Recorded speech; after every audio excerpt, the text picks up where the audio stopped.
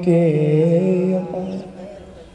जो हनुमान जी के भी न्यूज छाती पे खानो पड़ी हो, वो उत्तरा के गर्भ पर आ गया। अब गर्भ अवस्था कितनी मतलब कितने कष्ट से गुजरती है पता आपको। उस समय माता बहनों को कैसा रहना चाहिए। ये बूढ़ी बूढ़ी के ना इनकी मानिया करो, भीतर रहो, नियम से रहो, हैं ज्ञानी बैठना, वानी बैठना, फला नहीं करना, घूमने नहीं जाना, ये नहीं खाना, वो नहीं खाना। उस समय बहुत ध्यान रखने की जरूरत है। अपन बहुत सावधानी से गुजर रहे हैं और वो हमारे लिए नहीं, वो नवजात के लिए भी थोड़ा अपने को त्याग करना चाहिए। कई घटना हमने देखी, आपको मैं बताऊं। थोड़ा बहुत कुछ कष्ट हुआ ने 14 देखी न अम्मावस ने उन्हें कि चलो अस्पताल ने रास्ता में ही रह गया साहब। ऐसा उदाहरण मारा गंधरिया न जाने कौन क्या ऊपरी ताप फिर और लग गया ने। तो बात यह है कि ऐसी अवस्था में भगवान गोविंद का सहारा लेना चाहिए, क्योंकि यथा तो आखिर तो रक्षा करने वाला कौन है बताओ।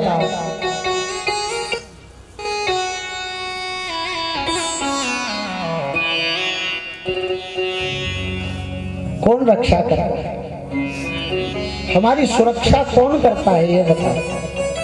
हम सो जाते हैं, हमको चले ही ने सुई गया वहीं खिल्ली ढीली हुई जिन माथा छाती पड़ी हो तो कहीं कर लो तुम खरार खरार में ही निपटी गया। कुछ हो सकता है? नहीं हो सकता। डबल खिल लगाई दी मारी कहीं चलते हो माता, ऐसा नहीं। लेकिन हमारे सोने के बाद हमारी रक्षा कौन करता है बताओ। कहीं को जीव जंतु अपना गादी में आ जाए, रजाई में आ गया तो क्या कर ले। और कई हुए ऐसा, ये बात भी नहीं कि नहीं हुआ। तो हमारी सुरक्षा कौन करता है?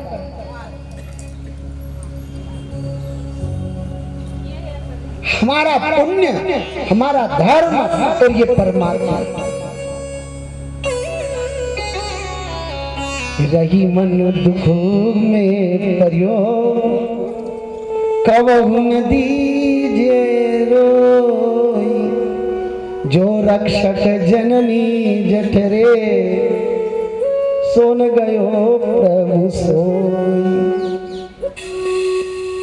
एक प्यारे भरोसा रखना, जिसने मां के पेट में उल्टे लटके हुए थे, हाथ पांव चौड़ा करवा की जगह नहीं थी,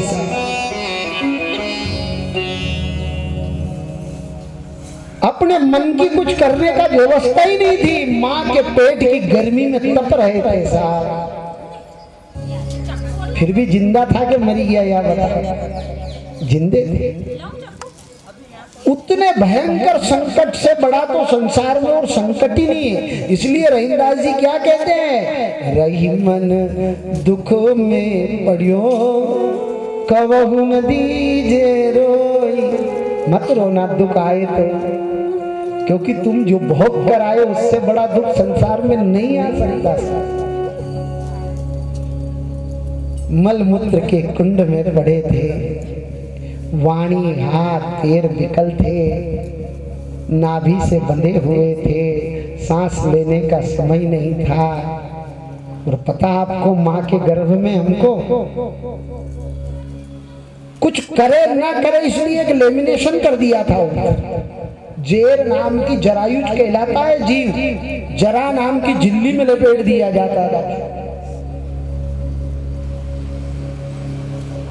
ऐसी पोटली में बंद करके हम मां के गर्भ में रहे। तो रहीमदास जी कहते हैं वहां भी तेरा रक्षक यही था, कोई दूसरा नहीं था। और इतना कष्ट भोगा तूने, क्योंकि जीवन में उल्टा चलाना ये जीव, मार्ग इधर का था मार्ग उधर चला। भगवान ने कि उल्टो लट गई तुम जो उल्टा काम करेगा तो, पर माना नहीं है जीव कि नहीं मैं तो उधर जाऊं, घर में जाए मंदिर में नहीं जाए, पाप में जाए पुण्य में नहीं जाए, धर्म में नहीं जाए पाप में चले, इसलिए हमको उल्टा लटकना पड़ा। भगवान ने की थी उल्टो लट गई तुम, काम उल्टा करेगा तो उल्टा लटकना पड़ता है जीव को।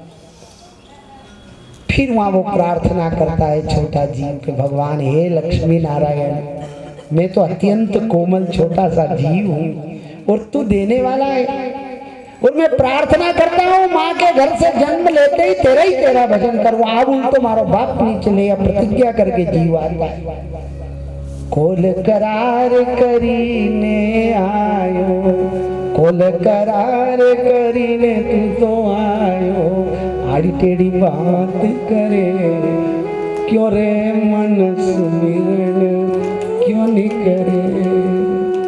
9-10 मास रहा मगरब में, माता को कष्ट दिया अरे तूने अवगुण। ये जीव जो है विपरीत चलने वाला, इसलिए इसको विपरीत दंड प्राप्त होता है। तो उत्तरा जो है ऐसी अवस्था में, उत्तरा मेरे देखो आर्यावर्त की कैसी नारी रही कि वो परमात्मा की ओर भाग के गई। पाई पाई महायोगी देव देव जगतपते, नान्य तद भयम पश्य यत मृत्यु परस्परम। मेरे पीछे दुख आ रहा है, ब्रह्मास्त्र आखिरी अस्त्र, अब तो तू मेरी भी और मेरे गर्भ की दोनों रक्षा तू ही करेगा गोविंद। ये भरोसा है नारी का। भगवान ने तत्काल माया कवच से उसके गर्भ की रक्षा कर। अब इतना ही नहीं किया परमात्मा ने, अब माँ की भक्ति देखो, उस माँ ने भक्ति करी तो परमात्मा अंगूठे भर रह करके, देखो डॉक्टर के पास जाओ ना, फीस ले तो वो पेट भी चेक करता है, नहीं करता, धड़कन चल रही है कि नहीं चल रही। अब भगवान ने ऊपर से तो कवच लगा दिया, पर भगवान ने कि कहीं ताप के कारण या इसके भय के कारण बालक को कुछ भीतर कुछ हुआ तो नहीं।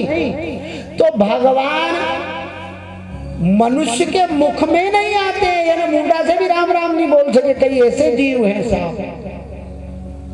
लेकिन उत्तरा को देखो, भगवान योनि मार्ग से प्रवेश करके गर्भ में प्रवेश कर गए हैं, अंगुष्ठ मात्र, और वहां गर्भ में वह परमात्मा दर्शन दे रहे हैं। और धन्य है वह जीव जिसने गर्भ में ही दर्शन कर लिया। बोलो मधुसूदन भगवान की। ये भारतवर्ष की धार्मिक नारी है जो भगवान को उद्रस्त कर देती है। मुखस्थ तो क्या बात है, मुख में, कंठ में, हृदय में, पेट में उद्रस्त कर देती है और गर्भस्थ कर देती है। तो भगवान अंगूठे मात्र का शरीर, अब उस छोटे से जीव ने मां के तप के प्रभाव से गर्भ में ही भगवान के दर्शन कर लिए और स्तुति करने लगा। भगवान ने टेस्ट कर लिया कि बढ़िया है बालक, भगवान वापस आ गए। जीव समय पर प्रसव हुआ। कहते हैं उसका नाम ब्राह्मणों ने कहा कि विष्णु रक्षति, इसका नाम विष्णु रात होगा। विष्णु रक्षकी, जिसकी भगवान ने रक्षा करी, विष्णु ने रक्षा करी हो जिसकी। अब बताओ एक जीव की रक्षा करी कि हमारी भी करी? अपन तो अपनी दम गुठिया, तो इतने अंधकार में अपन पड़े रहे 9 मास, तो अपनो दम भी तो अपन भी दम भरिया गई कि नहीं कि और दम भर, थोड़ा दिन और दम भर, भगवान जन्म देगा और दम भर। अपन ने भी तो इतने अंधकार में रहे कि नहीं? 9 महीना की अंधकार में यात्रा करके आए हैं साहब। कोई 10 मिनट लाइट चली जाएगी तो कई वहाँ घर का कसा हुआ है, गावरा हुआ है, अरे लाइट है नहीं, माथा फूटी जाएगा, तू बोले मत माँ, अरे यूं करो। 10 मिनट अंधकार में कितनी गड़बड़ी हो जाती है। आए कितने अंधकार से पता, 9 महीना अंधकार में जिए हैं साहब। कोई लाइट का ठिकाना नहीं था, न गुलूब था न लाइट थी साहब, ना हवा वायु थी और ना आराम से लेटने का कोई विषय व्यवस्थाएं थी, ना कोई एसी चल रहा था साहब। माँ तो ऐसी गर्मी थी, जो माँ उस समय गरम गरम खाती वो भी माथे पर गिर रहा था साहब। और ये जीव आकुल व्याकुल होकर तड़प रहा था साहब। इतनी दंड भोगा इस जीव ने। इसलिए महात्मा लोग कहते हैं कि पुनरपि जननम पुनरपि मरणम, ये जन्म मृत्यु का चक्कर छूट जाएगा, क्योंकि जन्म का चक्कर और मृत्यु 2 ही समय खराब है। बीच को तो थोड़ा ठीक मान लो, लेकिन 2 समय बहुत कष्ट भोगना पड़ता है। जब इस पिंजरे से ये हंस जाता है तब भी बहुत, उससे पूछो कि मरनो कसो हो। कई लोग, हमारा पुराना लोग कहता कि मरनो कसो हो या तो मरवा वाला से पूछो, ऐसे ही नहीं मर जाता है। ये तो मरने वाले से पूछो कि मृत्यु कैसे होती है। अत्यंत कठिन मृत्यु है। जैसा जन्म के समय हजारों कष्ट और हजारों दुख रहते हैं, ऐसे प्राणी को ये प्राण जब खींचे जाते हैं ना, तो एक शास्त्र के हिसाब से 1000 बिच्छू एक साथ काटे और जितनी पीड़ा हो उतना प्राण को शरीर से दूर होने में पीड़ा हो।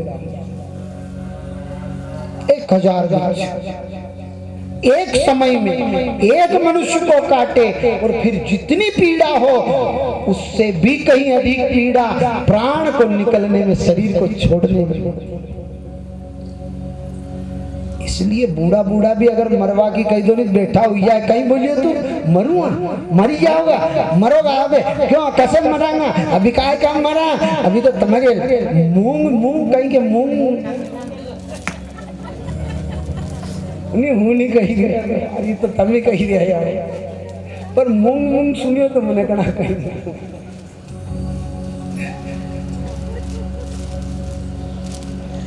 मेरे भाई बहन, कोई बात नहीं, थोड़ा विनोद हो गया इसलिए, और कोई बात नहीं। ऐसा बूढ़े लोग नहीं कहते हो तो मैं कह रहा हूँ।